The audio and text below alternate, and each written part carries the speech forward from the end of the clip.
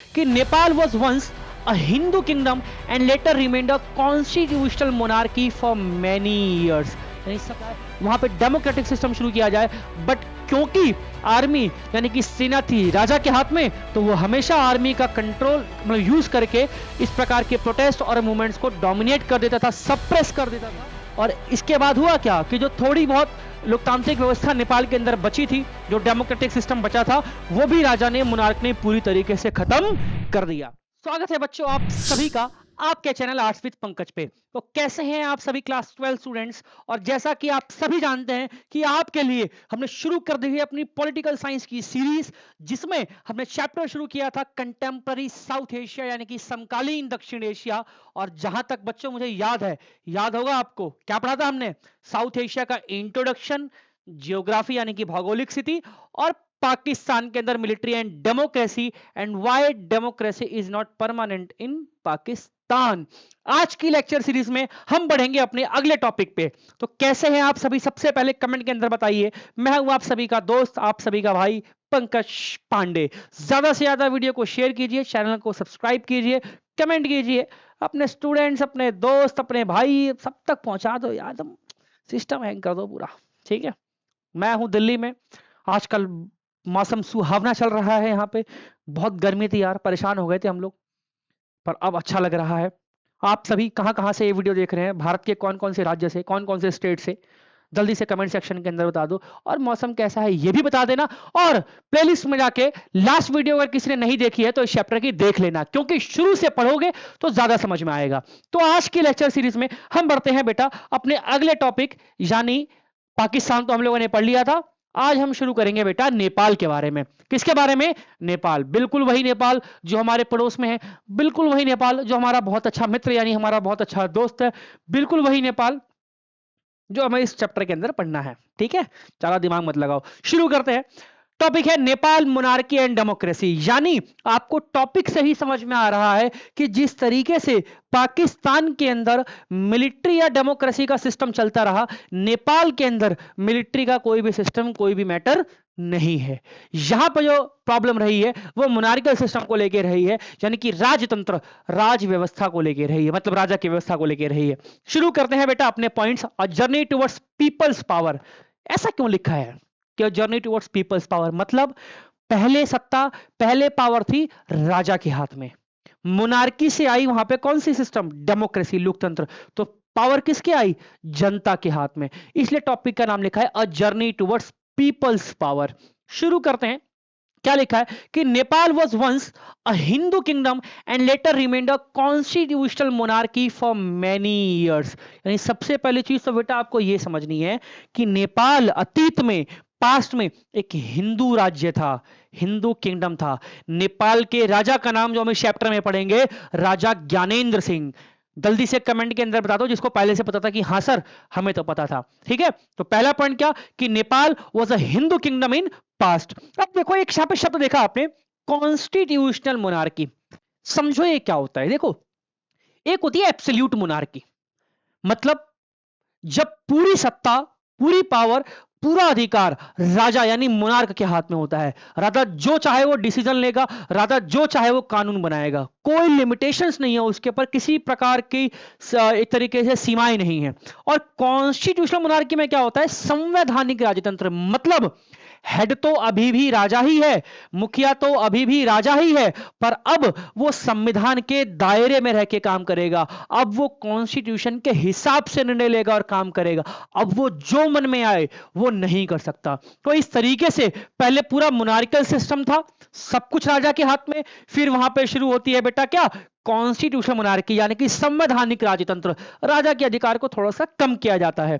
Despite demands for democracy from political parties and the people, the king maintain complete control with the support of the army. अब बहुत लंबे समय तक जो नेपाल की जनता थी वो इस चीज की मांग कर रही थी कि वहां पे लोकतांत्रिक व्यवस्था कायम की जाए, वहां पे डेमोक्रेटिक सिस्टम शुरू किया जाए, बट क्योंकि आर्मी यानी कि सेना थी राजा के हाथ में, तो वो हमेशा आर्मी का कंट्रोल मतलब यूज करके इस प्रकार के प्रोटेस्ट और मूवमेंट्स को डोमिनेट कर देता था, सप्रेस कर देता था और अपने अधिकार, अपनी सत्ता को बनाए रखता था।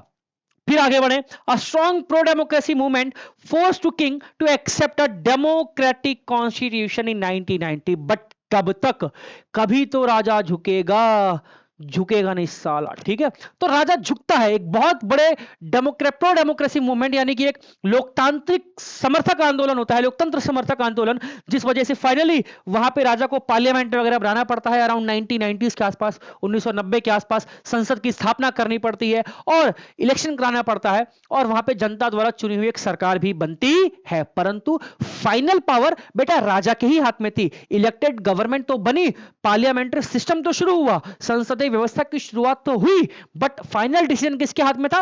राजा के हाथ में था। बट वही वाली बात है कि something is better than nothing, एकदम से कुछ नहीं होता। जब गांधी जी भी इस देश के अंदर आए थे तो एक क्या कहते हैं, सॉरी, चंपारण सत्याग्रह के बाद ही देश को आजादी नहीं मिल गई थी, समय लगा था, चीजें धीरे धीरे आगे बढ़ी थी। तो पहले मोनार्कियल सिस्टम था, पूरे तरीके से राजतंत्र, फिर कॉन्स्टिट्यूशनल मोनार्की आई, संवैधानिक राजतंत्र आया, फिर 1990s के आसपास पार्लियामेंट भी राजा को स्टैब्लिश करना पड़ा। ठीक, आगे बढ़ते हैं। After the introduction of democracy, democratic government face several challenges and difficulties. पर नेपाल के अंदर ना बहुत ज्यादा समस्याओं का सामना करना पड़ा, वहां के पॉलिटिकल पार्टीज को, वहां के राजनीतिक दलों को, और वो सही तरीके से लंबे टाइम तक डेमोक्रेटिक सिस्टम को रन नहीं कर पाए, चला नहीं पाए। ठीक, तो आई होप इस पेज पे जो हमने 2-3 चीजें पढ़ी हैं ये तो आपको समझ में आया हो। बढ़ते हैं आगे। अब क्या लिखा है बेटा कि during the 1990s the Maoist expanded their influence in many parts of the Nepal. अब जो माओवादी थे, जो माओइस्ट थे, जो हिंसक लोग थे ये, ठीक है, जो राजा के शासन से खुश नहीं थे, इन लोगों ने क्या करा? इन लोगों ने हिंसक की गतिविधियां, वायलेंट एक्टिविटीज करना क्या कर दी? शुरू कर दी 1990s के बाद से ही, 1990 के बाद से ही नेपाल के अलग अलग हिस्सों में, जिसके बाद an open conflict broke out between Maoist and the Kings army. Detail में बढ़े तो एक ट्रायंगुलर वॉर हो गया था बेटा। क्या हो गया था? एक ट्रायंगुलर वॉर शुरू हो गया था। वो लव ट्रायंगल होता है ना, मैं नहीं, तुम वो और वो, समझ गए? इसी तरीके से ट्रायंगुलर वॉर। अभी एक मूवी भी आ रही है शायद आयुष्मान खुराना की, पति पत्नी और वो दो, पता नहीं कौन सी है, कमेंट में बता देना, देखने जाऊंगा मैं, ठीक है। तो ट्रायंगुलर वॉर किसके बीच में? किंग और उसकी आर्मी, एक तरफ citizen and political parties Nepal की, और दूसरी तरफ बेटा कौन? माओइस्ट। तो एक ट्रायंगुलर वॉर शुरू हो गया था, और 1990 के बाद से ही हिंसक गतिविधियां, वायलेंट एक्टिविटीज नेपाल में होने लगी, जिसके बाद राजा का दिमाग फिरा, और 2002 में राजा ने जो पार्लियामेंट्री सिस्टम शुरू किया था उसको दोबारा से डिसॉल्व कर दिया, संसद को भंग कर दिया। वही लिखा है कि इन 2002 the king dissolved parliament and dismiss the government, और सरकार को बर्खास्त कर दिया। क्योंकि मैंने आपको क्या बताया कि 1990s के आसपास पार्लियामेंट्री सिस्टम शुरू तो किया, बस फाइनल पावर राजा के हाथ में थी। जब उसने देखा कि जी ये तो सर पे चढ़ रहे हैं, ले 2002 में उसने संसद और सरकार को ही बर्खास्त कर दिया, जिसके बाद as a result the limited democracy that existed in Nepal was largely brought to an end. और इसके बाद हुआ क्या कि जो थोड़ी बहुत लोकतांत्रिक व्यवस्था नेपाल के अंदर बची थी, जो डेमोक्रेटिक सिस्टम बचा था, वो भी राजा ने, मुनार्क ने पूरी तरीके से खत्म कर दिया। तो यहां तक समझ में आया? बिल्कुल आया। बढ़ते हैं अगले पेज पे। लिखा है कि in April 2006 during the people's movement, लोकतंत्र आंदोलन, massive protest force king Gyanendra, नाम बताया था मैंने, to restore the dissolved parliament. पर 2002 में राजा ने भंग किया, जिसके बाद बहुत बड़ा वहां पर आंदोलन होता है, मूवमेंट होता है, जो वहां की पॉलिटिकल पार्टीज मिलके करती है, जिसको कि हम 7 दलों का गठबंधन यानी कि 7 पार्टी अलायंस, जो बोल रहा हूं ना याद रखना, 7 पार्टी अलायंस करती हैं। जिसके बाद 2002 के बाद खत्म करने के बाद 2006 में दोबारा से राजा को, ज्ञानेंद्र सिंह जी को, पार्लियामेंट यानी कि संसदीय व्यवस्था को बहाल करना पड़ा। This movement was a joint effort of 7 political parties, Maoist and civil society organisation. ये हमने पढ़ लिया कि सब लोग मिलके, 7 पार्टीज, जनता, माओइस्ट सब मिलके ये मूवमेंट करते हैं, और दोबारा से पार्लियामेंट को स्टैब्लिश किया जाता है।